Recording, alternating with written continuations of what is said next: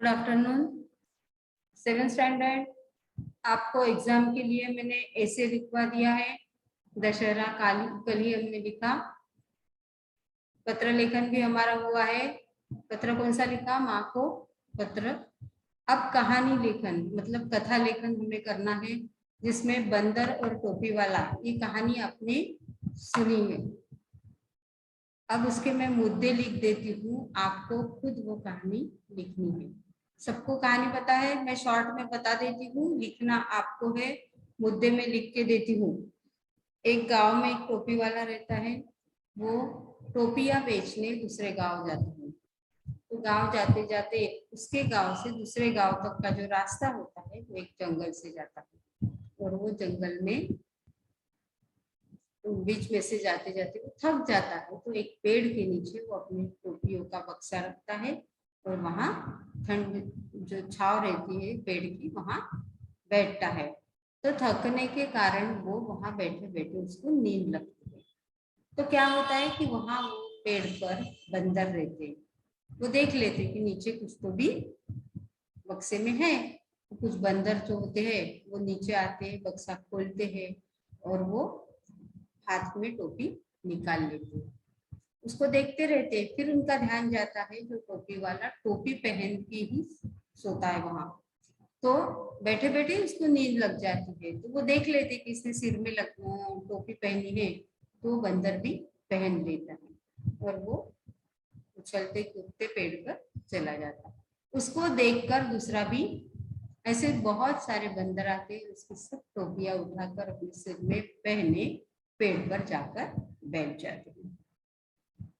फिर क्या होता है, टोपी वाले की नींद खुल जाती है और फिर वो देखता है कि अरे अपने बक्से में तो एक भी टोपी नहीं है। फिर कहाँ गई, किसने लेके गया? और जो भी लेके गया तो बक्सा क्यों नहीं उठा के लेके गया? तो थोड़ा सोचता है। फिर उसको आवाज आती है बंदरों की, तो वो पेड़ पर देखता है तो उसको सब बंदर टोपी पहने दिखते हैं। अब उसको बड़ी समस्या उसके सामने आती है कि इनसे ये टोपी कैसे ले। और इतनी सारी टोपियां छोड़ भी नहीं दे सकता था, क्योंकि उसको बेचकर ही वो अपना जो काम है वो करता था और उसमें से मिलने वाले पैसे से अपना घर गृहस्थी चलाता था। तो फिर वो सोचते सोचते उसने क्या किया कि पत्थर उठाया और बंदरों की तरफ फेंक दिया। बंदर में से एक बंदर ने उसको कैच किया और वही पत्थर उसके ऊपर फेंका। अब उसके ध्यान में आता है कि ये बंदर मैं जैसा करता हूँ वैसे ही कर रहे हैं। फिर वो सिर से टोपी निकालता है। सब बंदर भी सिर से टोपी निकाल लेंगे। फिर उसको लगता है एक बार मैं और इनकी परीक्षा करूं। फिर वो पहन लेता है, सब बंदर टोपी पहन लेते हैं। फिर वो सिर से टोपी निकाल कर नीचे जमीन पर डाल देता है। तो उसका ही अनुकरण बंदर करते हैं और सिर से टोपी निकाल कर सब पेड़ के नीचे डाल देते हैं। फिर टोपी वाले का काम हो जाता, वो सब टोपियां उठाता और दूसरे गांव टोपियां बेचने चला जाता। ये स्टोरी अब मैंने आपको बताई है, लिखना आपको है। पेपर में ऐसे लेटर स्टोरी सब आएगा, वो आपको करना है। ठीक है, अब मैं जो मुद्दे लिख के देती हूँ उसको आप लिख लो।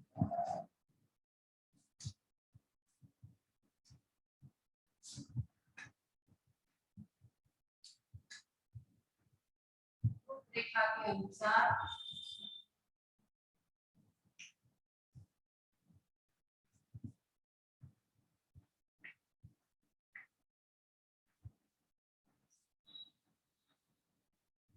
कहानी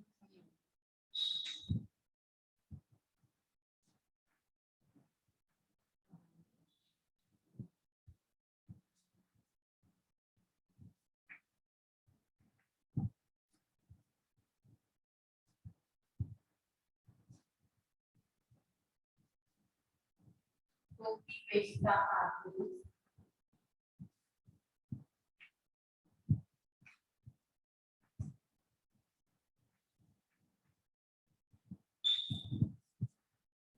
टोपी बेचता आदमी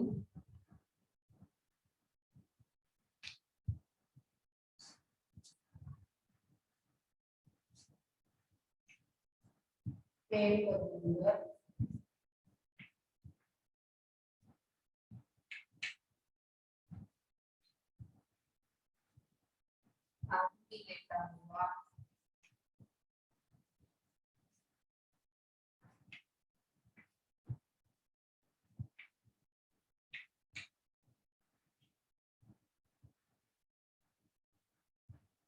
टोकरी में से टोकरियां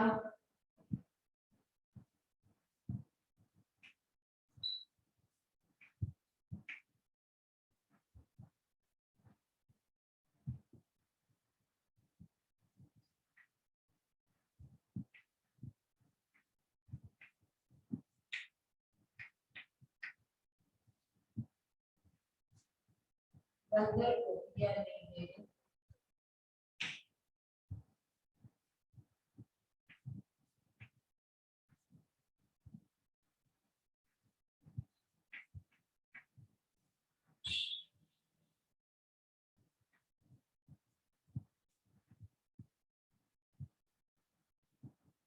सबने कभी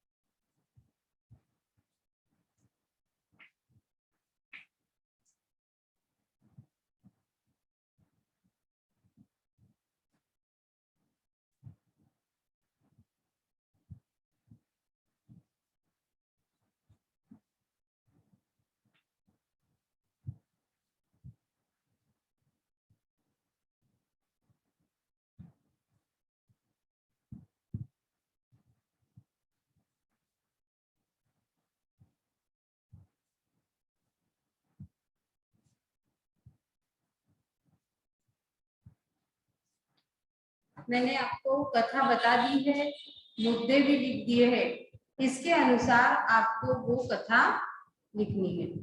ठीक है,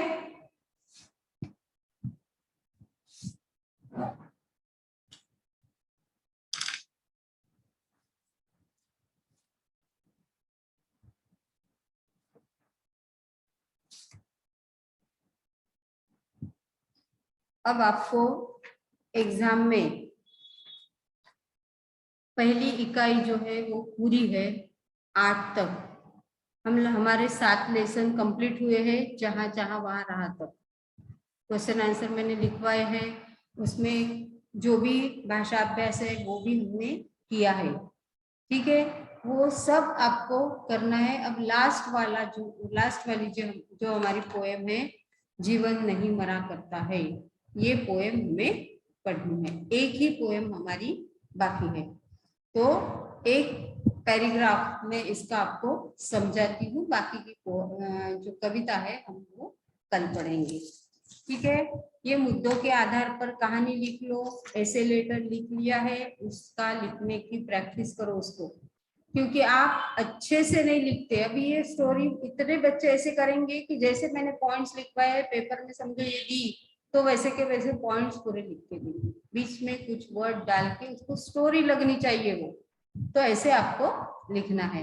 अब हम आपकी जो नेक्स्ट वाली पोएम है, क्वेश्चन आंसर मैंने ज्यादा बड़े बड़े लिखवाए नहीं है। शब्दार्थ याद करना है, फिल इन द ब्लैंक्स करनी है, और जो भी वो लेसन के बाद मैंने लिखवाया है वो सब आपको लर्न करना है। और सिर्फ एक लास्ट वाली पोएम बची है पहली इकाई में कि जीवन नहीं मरा करता। ये हमें पढ़ना है। कविता 8वीं, जीवन नहीं मरा करता। प्रस्तुत कविता में कवि ने विविध उदाहरणों के माध्यम से जीवन की समस्याओं और उनकी शाश्वतता की ओर संकेत किया है। ये कविता में क्या बताया है कि जीवन में एक बार असफल हो जाने का अर्थ यही नहीं, अर्थ कभी नहीं होता कि जीवन समाप्त हो गया। ये तो चलता ही रहता है, दिन के बाद रात और रात के बाद दिन। तो एक बार हम असफल हुए इसका मतलब ऐसे नहीं कि हमारा जीवन अब व्यर्थ हो गया। तो यही बात आपको कुछ उदाहरणों के साथ हम ये कविता में समझाएंगे। हमें निराश नहीं होना है और वो चीज करने के लिए हमें फिर से प्रयास करना है, प्रयत्न करना है, जिससे हम वो चीज साध्य हमारी हो जाए। छिप छिप अश्रु बहाने वालों, मोती व्यर्थ लुटाने वालों, कुछ सपनों के मर जाने से जीवन नहीं मरा करता। क्या बोलते हैं कवि गोपाल दास सक्सेना, नीरज नाम से वो कविता लिखते हैं। तो उनका कहना है कि जो छुप छुप कर आंसू बहाते, और ये इतने मौल्यवान मोती, आंसू के जो बूंद होता है उसे कवि कहता है कि ये मोती है, उसको व्यर्थ मत बहाओ। और आप कोई भी मतलब आप असफल भी हुए हैं तो निराश नहीं होना है। कुछ सपनों के मर जाने से जीवन नहीं मरा करता। हमारे सपने बहुत होते हैं लेकिन सारे पूरे होंगे इसकी ये नहीं होती। कुछ सपने पूरे भी होते हैं, वो हमारी कोशिश पे डिपेंड होता है, हम जो प्रयास लेते हैं वो पूरे करने के लिए उस पर डिपेंड होता है। लेकिन कुछ सपने ऐसे होते हैं कि जो हमारा प्रयास करने के बाद भी पूरे नहीं होते, तो वो पूरे नहीं हुए इसका मतलब आप निराश नहीं होंगे। एक कुछ सपने पूरे नहीं हुए तो क्या हुआ, बाकी के तो सपने पूरे हो सकते हैं। तो उससे आप निराश होकर चुप चुप कर आंसू नहीं बहाना चाहिए। और ये जो कीमती मूल्यवान हमारे पास है आंसू, उनको ऐसे कोई भी चीज के लिए नहीं बहाना चाहिए।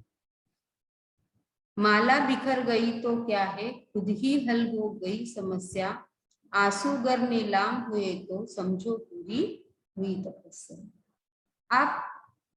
आपके पास मतलब ये सपनों की जो माला है वो बिखर गई, टूट गई तो कुछ नहीं होता, आप फिर से उसे पिरो सकते हो, फिर से माला बना सकते हो।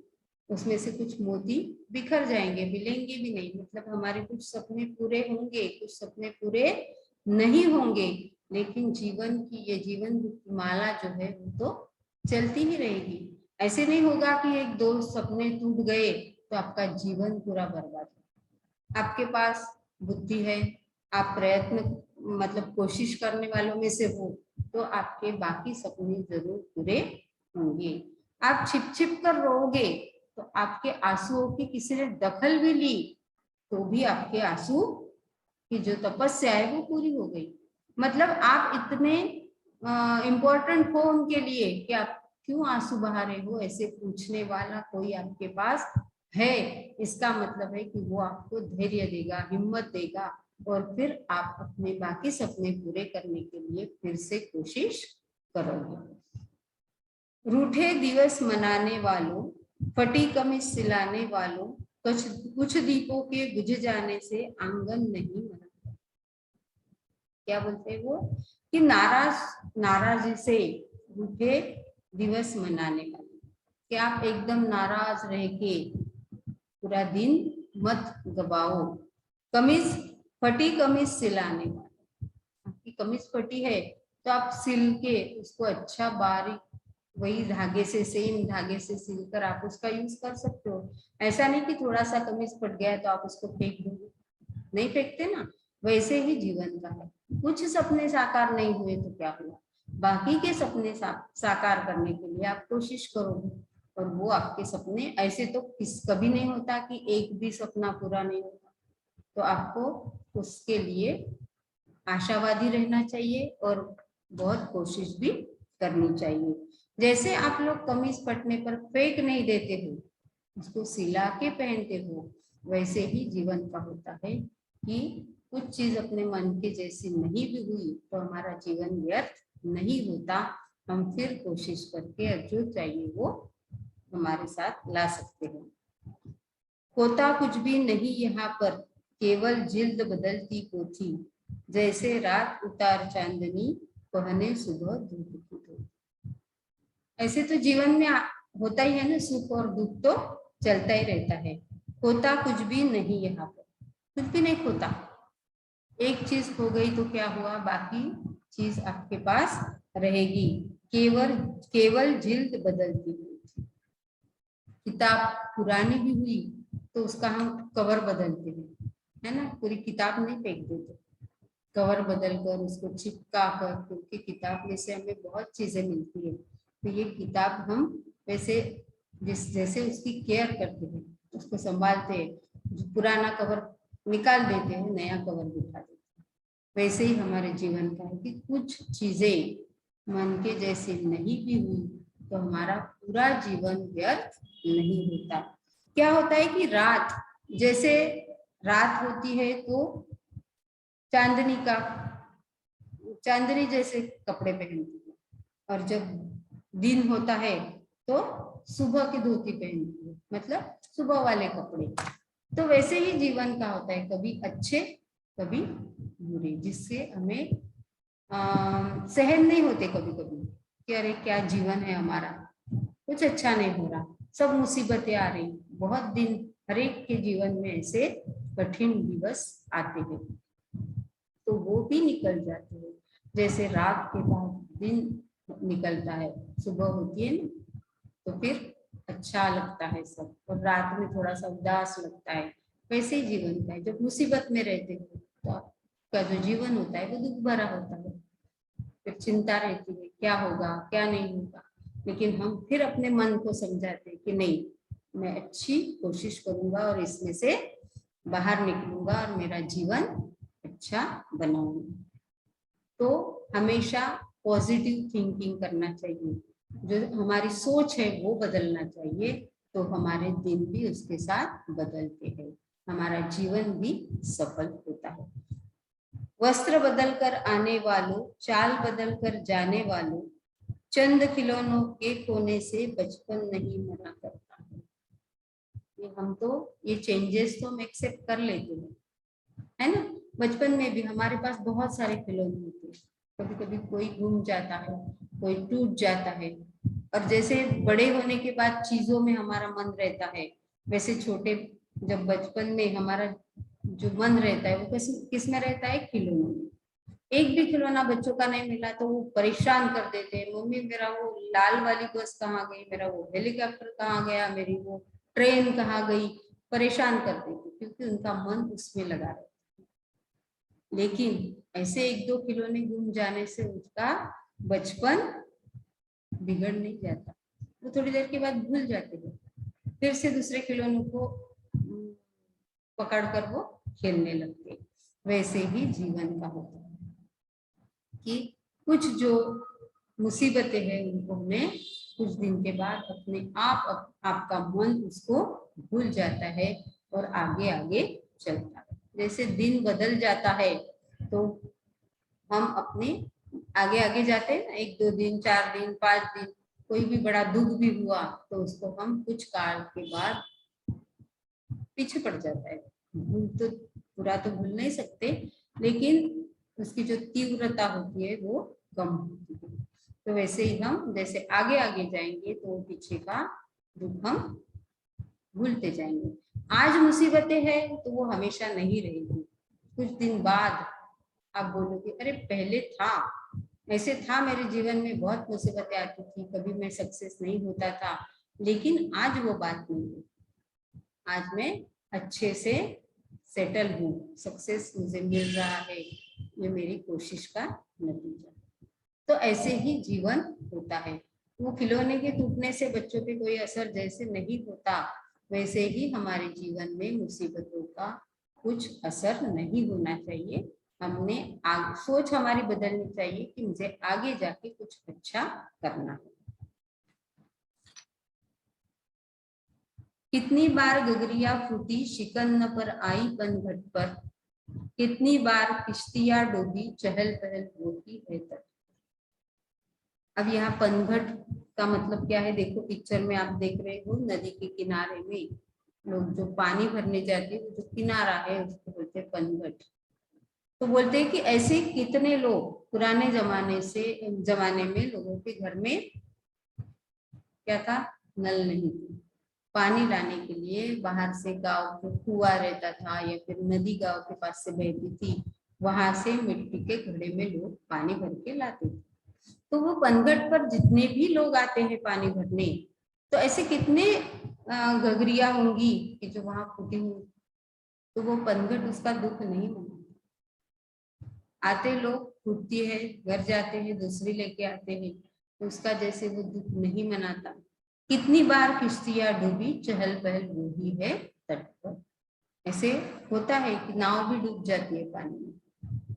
कोई ऐसी भयानक न्यूज हम पढ़ते हैं, थोड़ी देर उसके ऊपर सोचते हैं, दुख लगता है, शांति से विचार करते हैं, आपस में डिस्कस करते हैं, अरे कैसे हुआ, बहुत बुरा हुआ, ऐसे नहीं होना चाहिए था।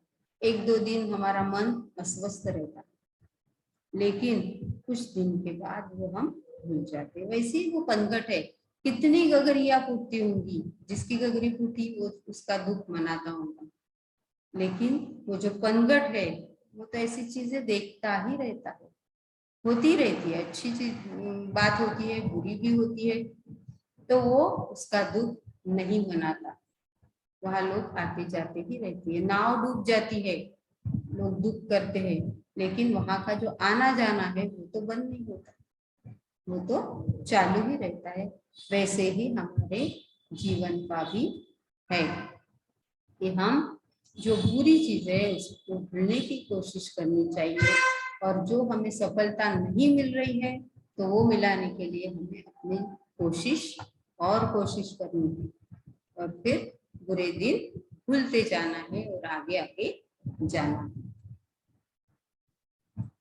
तम की उम्र बढ़ाने वाले, लव की आयु घटाने वालों, लाख करे पतझर कोशिश पर उपवन नहीं मरा करता। क्या होता है उपवन, मतलब बगीचा, बाग। पतझड़ आता है और वो, आपको पता है पतझड़ में क्या होता है, हर एक पेड़ के पत्ते सब गिर जाते हैं।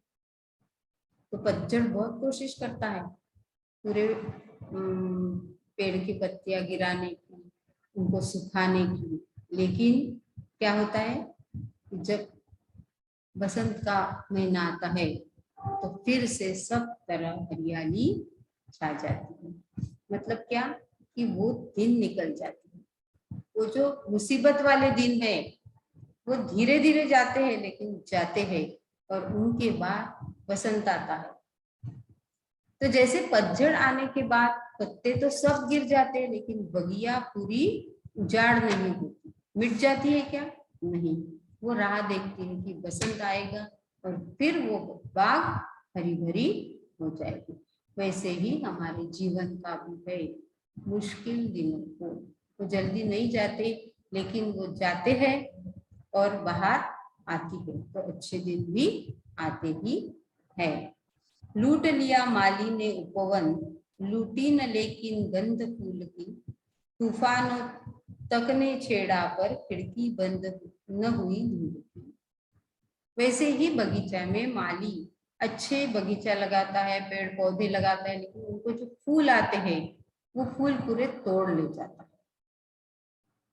तो वो तोड़ ले जाता है फूल, लेकिन उसमें जो सुगंध होती है वो नहीं ले जा सकता। वो सुगंध तो वहां हवा में घूमती ही रहती है। वैसे ही आपकी कोशिश तो बाकी रहती है, आपका जो जीवन है वो कभी एक दो असफलता से नाश नहीं होता या मर नहीं जाता। तो वो उसको भूलना है, और जो अच्छी बातें हैं, जो आपका प्रयास है, उसको चालू रखना है। नफरत गले लगाने वालों, सब पर धूल उड़ाने वालों, कुछ मुखड़ों की नाराजी से दर्पण नहीं मुड़ा। आपका जीवन जो है वो फिर वही कि आप कितने भी नाराज रहेंगे, कुछ दिन रहेंगे, लेकिन आपको एक दिन आपके मन को अच्छा लगेगा कि चलो जो हुआ उसे मैं भूल जाता हूँ और फिर अच्छा हासिल करने के लिए मैं अपना प्रयास जारी रखता हूँ, ताकि मैं अच्छा ही रहूं, मेरा जीवन सफल कर सकूं। मैं निराश हुआ तो मैं कुछ नहीं कर सकूंगा, इसलिए मेरे मन की जो निराशा है वो हमें दूर करना है। और हम ऐसे सिचुएशन में लोग भी हमारे ऊपर निंदा करते हैं, है ना। जो नफरत करने वाले जो लोग होते हैं वो हमेशा एक दूसरे के ऊपर उंगलियां दिखाते हैं कि अरे देखो वो उसको तो सफलता मिलती ही नहीं, वो हमेशा ऐसा ही करता है।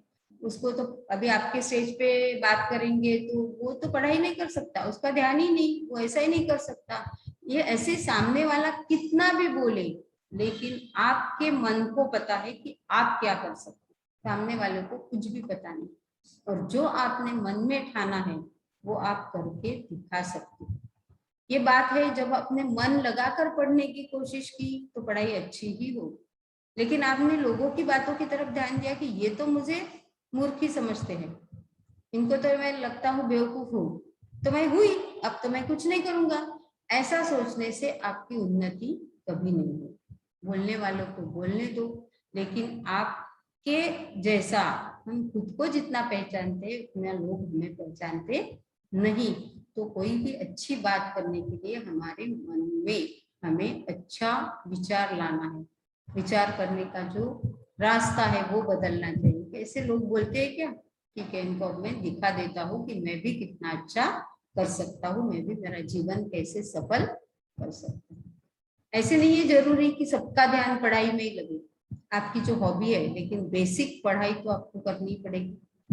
उसके बाद आप अपना रास्ता चुन सकते हो, जो भी आपका लाइफ ये है, इच्छा है, आपको जो चीज करने अच्छी लगती है, जिसके ऊपर आपका जीवन पूरा निर्भर होगा, तो वो चीज आप कर सकते हो। लेकिन बेसिक जो है वो ज्ञान आपको लेना ही है। उसमें कितनी भी कठिनाइयां आए, सब में से रास्ता निकलता है। कोरोना की वजह से 1.5-2 साल हो गए आप लोग घर में हो, लेकिन अभी ऑनलाइन, फिर वीडियोस, फिर धीरे धीरे अभी स्कूल चालू हो गई, तो ऐसे ये जो मुसीबतें थी एक अलग सिचुएशन बन गई थी, जिसमें से अब हम धीरे धीरे बाहर निकल रहे हैं। रास्ता हर एक को मिल रहा है, सबके काम धंधे बंद थे, लोगों को खाने तक की मुश्किल, लेकिन अब धीरे धीरे सब सुधर रहा है। तो इसीलिए कहते हैं कि ये जो कुछ लोग ऐसे भी थे कि जिन्होंने इसकी वजह से अपने जीवन को समाप्त कर दिया कि अरे कुछ नहीं होता, अब तो बिजनेस कभी चालू नहीं होगा, मेरा काम धंधा बंद हो गया, मैं कैसे करूंगा। लेकिन कुछ लोग ऐसे थे, कितनी मुसीबतें उन्होंने इस काल में उठाई, लेकिन फिर से वो खड़े हुए। तो हमें क्या करना है, हमें मुसीबतों को भूलना है, उसमें से बाहर निकलना है, हमारी सोच बदलना है, और हमें बहुत प्रयास करके अपना जीवन सुधारना। ठीक है, ये कविता हम फिर एक बार कल पढ़ेंगे और फिर उसके ऊपर के क्वेश्चन आंसर लिखेंगे। आपके परीक्षा के लिए आपको अभी सब लर्न करना है। ये कविता आप एक बार पढ़ो, फिर से 5 मिनट में मैं उसको रिवाइज करूंगी कल के पीरियड में, फिर उसके शब्दार्थ और क्वेश्चन आंसर लिखवाऊंगी।